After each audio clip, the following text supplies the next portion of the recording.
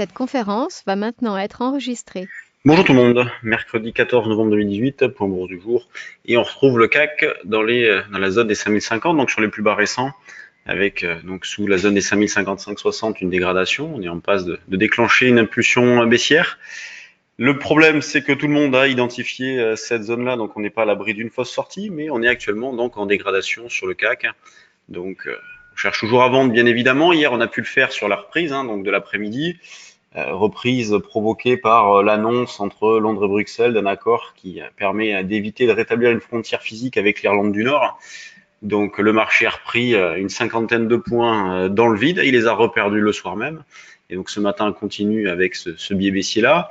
On cherche toujours à vendre sur des rebonds, donc soit stop maintenant, il faut que ça confirme vite. Sinon vers 75-80 sur rebond, on verra d'où on part. C'est sûr que si le marché se dégrade davantage, on rapprochera le niveau de vente.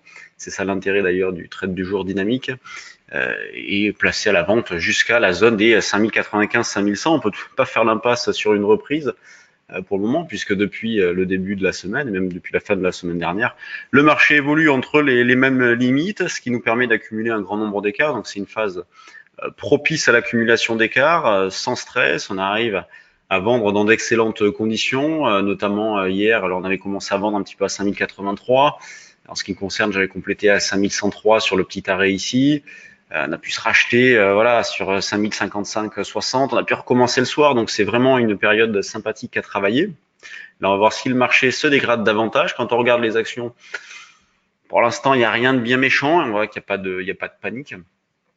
En ce qui concerne le DAX, eh bien, on cherche à vendre aussi, donc vers 11 480. Alors, il n'y a pas de dégradation sur le DAX comme on a pu avoir sur le CAC. Lui, il a déjà pas mal baissé précédemment, donc 11 480 pour vendre en double top. Ça, c'est jouable dans l'idée de chercher, par exemple, un retour dans la zone des 11 390, voire 11 340.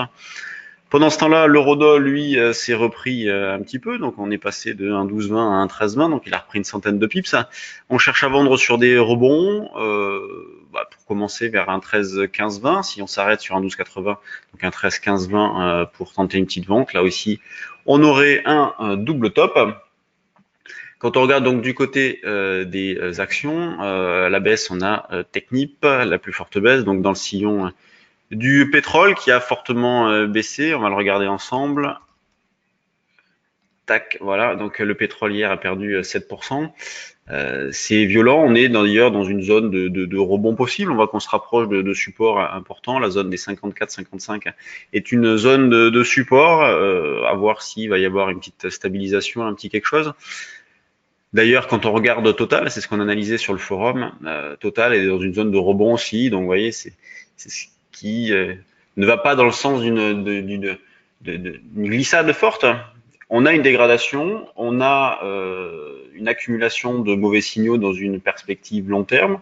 À court terme, on évolue toujours entre les mêmes limites. Le fait que tout le monde ait vu identifier ce niveau 5050, 55, on n'est pas à l'abri d'une fausse sortie, ce que l'on a pour l'instant. Donc, on va voir si le marché confirme vite ou pas.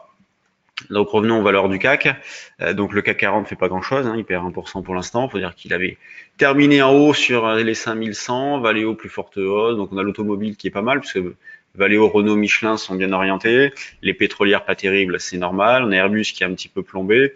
On surveillera le comportement de Sanofi aussi qui est sur des points hauts. Il y a un potentiel de retracement qui reste intéressant quand même parce qu'elle pourrait très bien revenir dans la zone des 76-77 et ça changerait pas grand-chose sur la valeur, mais sur le CAC, ça pèserait un petit peu. Donc on va surveiller son comportement. Quand on regarde du côté des mid et small, c'est toujours zone sinistrée. On voit qu'il y a une large majorité de baisse. En hausse, on retrouve Iliad qui prend 4%. Toujours pas de signal d'achat sur la valeur. On a Air France qui déclenche une impulsion haussière. On a Inat Pharma qui poursuit, donc qui reste pas mal. Pour le reste, c'est que de la baisse. Sur ce, je vous laisse. Je vous souhaite une bonne séance et puis à demain. Salut tout le monde.